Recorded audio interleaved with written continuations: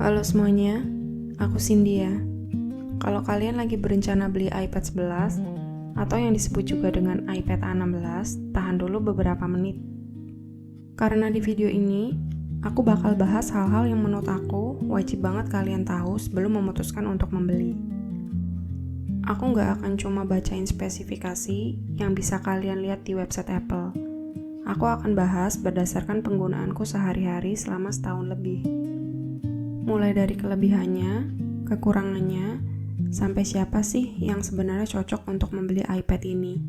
Ngomong-ngomong, aku dulu beli iPad ini baru ya, dengan harga segini pada bulan itu. Jadi, langsung aja kita mulai. iPad A16 menggunakan chip A16 yang sebenarnya sudah sangat lebih dari cukup untuk kebutuhan kebanyakan orang termasuk aku.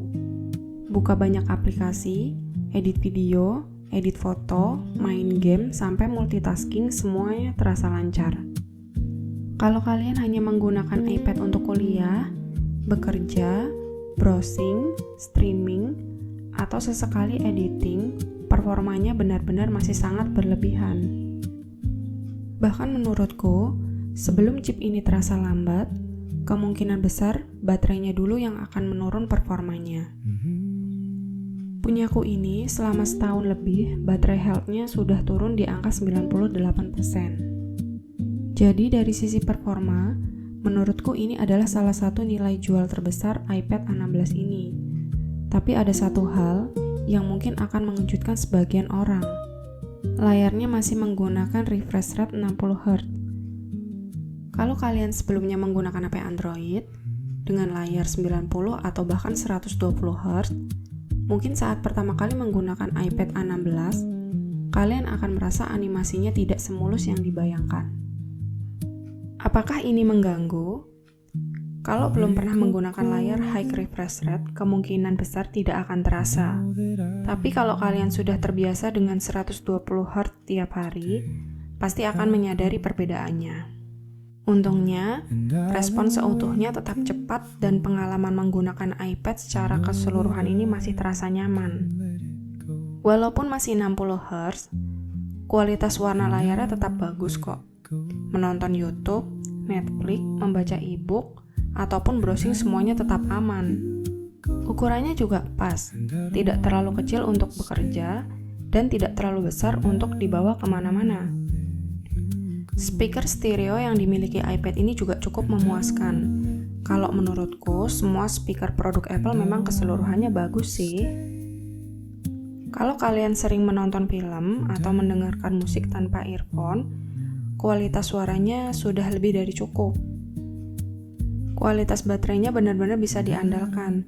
Ini jadi salah satu yang paling aku suka. Untuk penggunaan normal seperti browsing, YouTube, mencatat, dan media sosial, baterainya bisa menemani aktivitas seharian tanpa rasa khawatir. Jadi, buat mahasiswa atau pekerja seperti aku yang sering berpindah tempat, kalian tidak perlu sering membawa charger. Tentunya, daya tahan baterai akan berbeda, tergantung penggunaan masing-masing. Apalagi kalau kalian sering bermain game atau editing video. Buat kalian yang penasaran, gimana rasanya menggambar di iPad A16? Kali ini aku minta bantuan temanku yang berprofesi sebagai ilustrator dan bekerja satu kantor denganku untuk mencoba sekaligus memberikan pendapatnya. Halo, nama saya Wasdu, saya seorang ilustrator. Saya sehari-hari memakai Wacom. Kemudian setelah saya seharian memakai iPad, saya menemukan kelebihan dan kekurangannya. Oke, berikut saya rangkum untuk kelebihan dan kekurangannya. Workflow menggambar menjadi lebih simpel. Latensi rendah membuat goresan terasa responsif.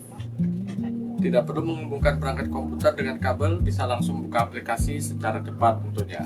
Lalu bisa menggambar mana saja, portable, performa sudah lebih dari cukup, terutama untuk kelebihan storyboard dan ilustrasi ringan.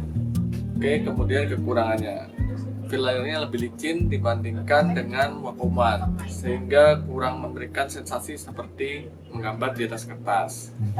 Kemudian beberapa software ilustrasi profesional versi desktop belum tersedia di iPad. Nah, itu kekurangannya. Layar belum menggunakan laminated display, masih terlihat sedikit jarak antara ujung stylus dan garis yang digambar. Ilustrator yang terbiasa menggunakan pen display seperti Wacom One, proses adaptasi mungkin diperlukan. Sekarang beralih ke sektor kamera. iPad A16 dibekali kamera belakang 12 megapiksel yang sudah mendukung perekaman video hingga 4K. Sedangkan di bagian depan juga terdapat kamera 12 megapiksel dengan posisi landscape yang lebih nyaman untuk video call atau meeting online. Daripada hanya melihat spesifikasinya di atas kertas, langsung saja kita lihat contoh hasil foto dan videonya yuk. And I've been waiting for and know that I can let it go and I won't let it go and I don't wanna let you go and I don't wanna stay and I don't wanna let you go and I don't wanna let you go. Berikutnya, kita langsung masuk ke kekurangan yang menurutku jarang dibahas. Yang pertama adalah layar dari seri iPad ini, yang masih belum dilaminasi. Kalau kalian menulis menggunakan stylus atau memperhatikan layar dari dekat, akan terlihat ada sedikit jarak antara kaca dan panel layar. Bagi sebagian orang mungkin tidak masalah, tapi bagi yang sering menggambar atau menulis, ini bisa menjadi salah satu pertimbangan. Kemudian aksesoris resmi Apple juga terkenal tidak murah. Kalau kalian berencana membeli Apple Pencil atau keyboard resmi, total biaya yang harus kalian keluarkan bisa bertambah cukup banyak. Jadi sebelum membeli iPad, sebaiknya hitung juga kebutuhan aksesoris yang ingin kalian gunakan. Jangan berharap iPad bisa menggantikan laptop sepenuhnya ya. Ini adalah kesalahan yang masih sering dilakukan banyak orang.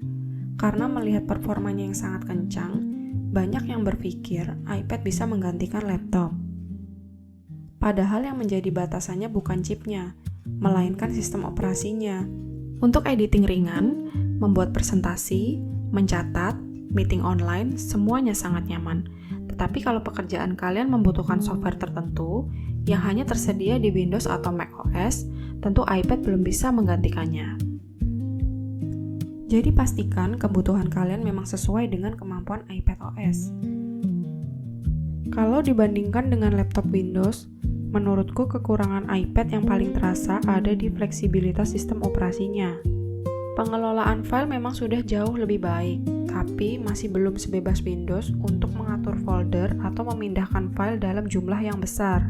Selain itu, dukungan untuk perangkat eksternal seperti printer, scanner, atau aksesoris tertentu juga tidak selengkap Windows, karena beberapa perangkat masih membutuhkan driver khusus. Ditambah lagi, beberapa website atau aplikasi berbasis web, terutama yang digunakan di lingkungan kerjaku, terkadang tidak sejalan seoptimal saat dibuka di laptop Windows.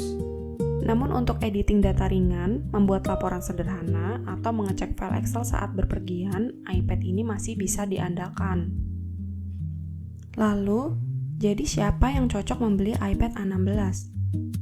Menurutku, iPad ini sangat cocok untuk mahasiswa atau pelajar, guru, orang-orang yang sering membaca PDF, menonton film atau YouTube, editing foto atau video ringan, lalu konten kreator yang membutuhkan perangkat kedua, dan siapa saja yang ingin membeli tablet yang cepat dan awet dipakai bertahun-tahun.